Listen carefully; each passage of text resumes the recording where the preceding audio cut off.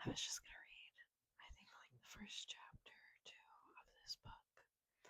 It's called Malibu Summer by Libby Gill. I've never really heard of this book. I just found it in Barnes & Noble and it sounded really interesting, so we're gonna see. I wonder what everything sounds like with the mic, just because I don't know how sensitive it is, I guess. And it's like weird because I can't it's hard to hold this and do this at the same time because it's not one of those mics that you set up. It's like one that I have to hold, which is a little annoying, but it's okay. I can just probably my phone is set up so that it's like on a blanket, and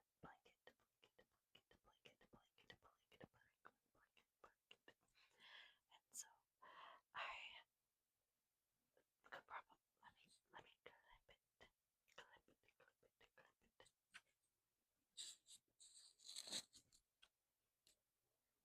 Is that probably not?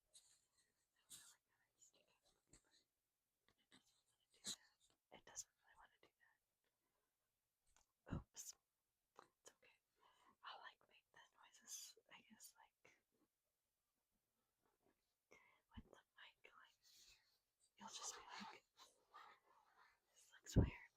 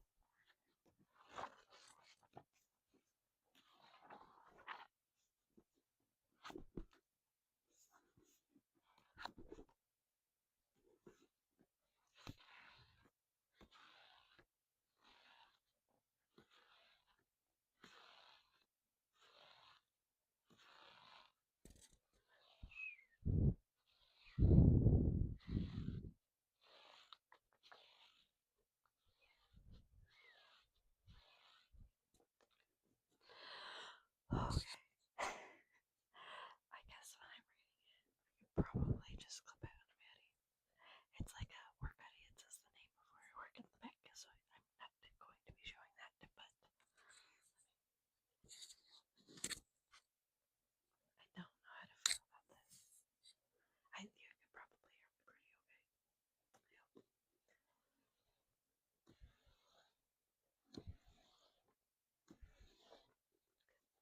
Again, Malibu Summer, a novel by Libby Gill.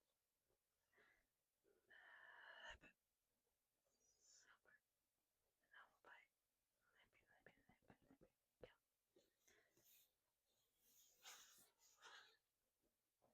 Okay, I guess so. Do we wanna read what it's about first?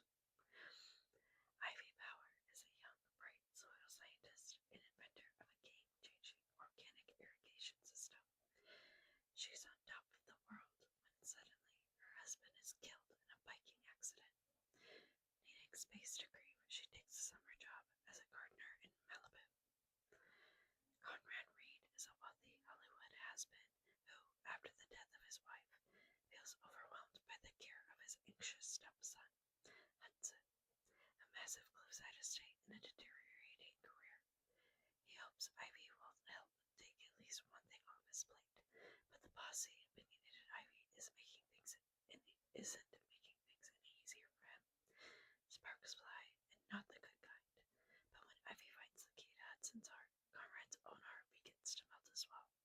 And then the sparks that fly are the ones that kindle the best kind of love affair. Okay.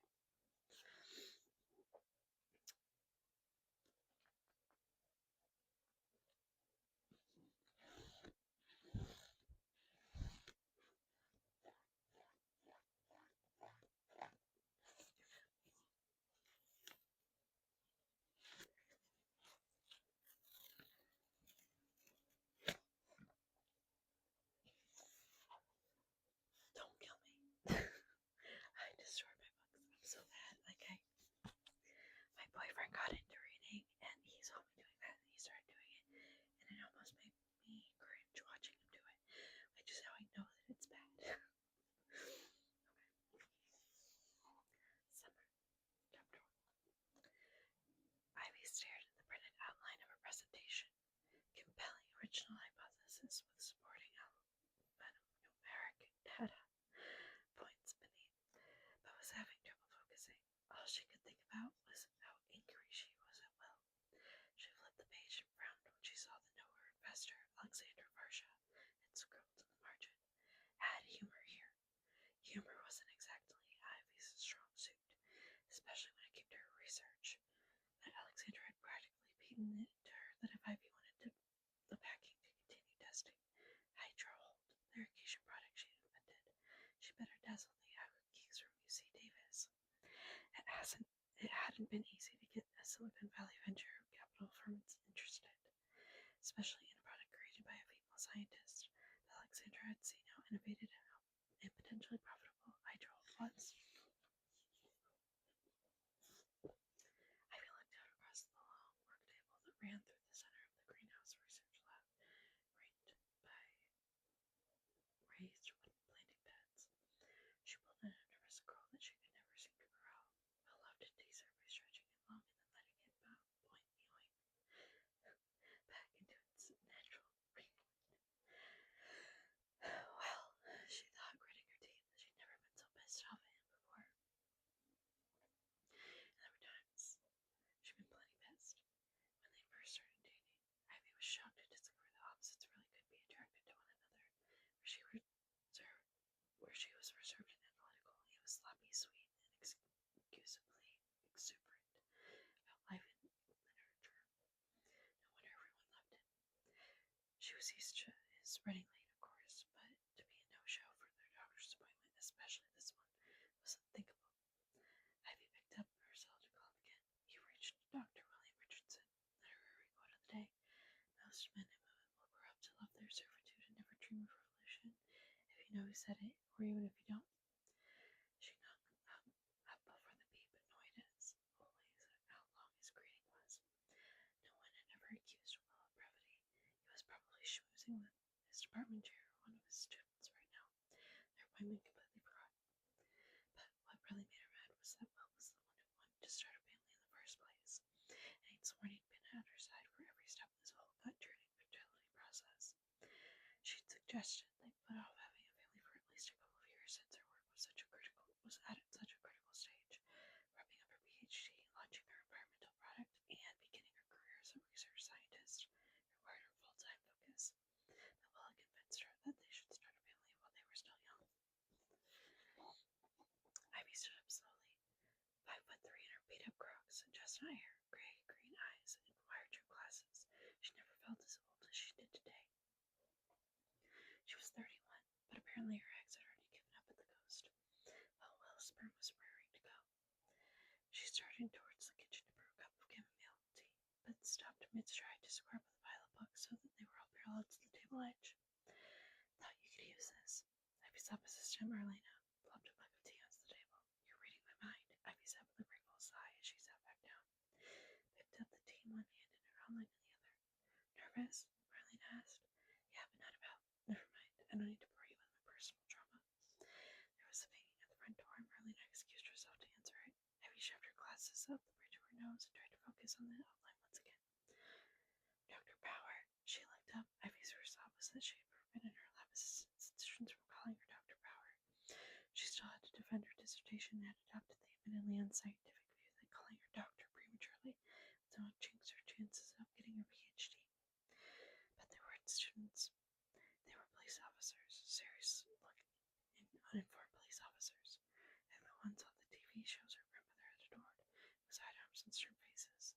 The two officers looked so out of place standing amid the blinding beds and growing lights.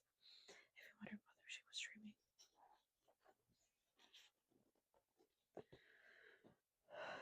Is there somewhere we can go to speak privately? One of the officers asked. I'll leave, Marlena offered, turning away.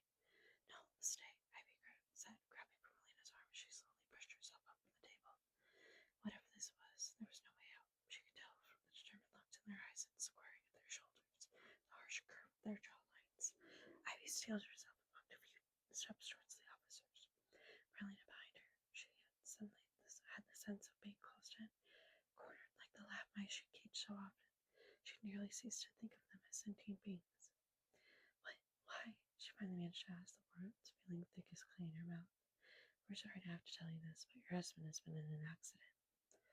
Oh, Ivy, Marlena gasped.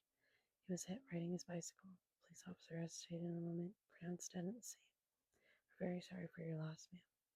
Ivy stared at the officers, refusing to believe them, but knowing it was true.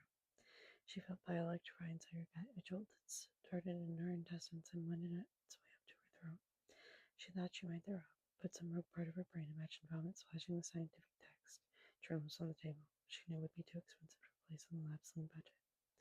Suddenly her vision went black, and she clutched blindly for the table edge. The officers caught her underneath her armpits just before she hit the tile floor. She wasn't sure how long she was in their arms in this half slump. It could have been a minute or an hour, but she thought she'd heard a voice from somewhere telling her to stand up straight if she wanted to be taken seriously. Ivy shook the hand off the hands that were holding her. The officers and Marlena's and leaned against the wall for support. How? Her voice came out in a whisper.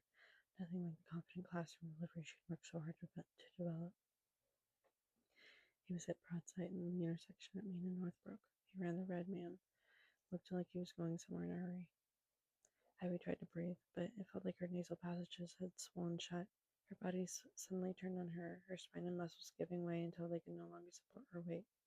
She staggered forward and clamped onto the edge of a planing bed so hard she could feel the splinters beneath her fingernails. It was all her fault. She told Will just that morning that if he was going to be even 1 minute late to their appointment, he shouldn't bother coming at all. You and a kid, you better start acting like an adult. Those were the last words she'd said to her husband, the lover of words. They were the words she'd have to live with for the rest of her life. That's crazy. Okay. I cannot. Wow. Okay.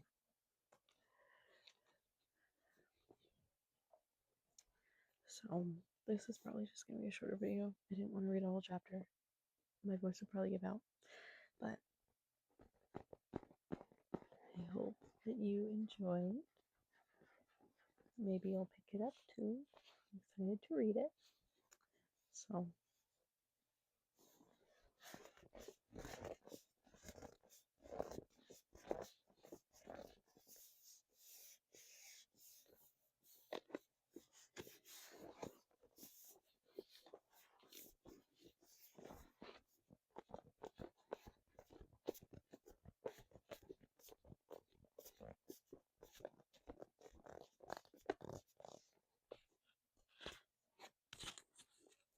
oh, I hope that didn't sound crazy.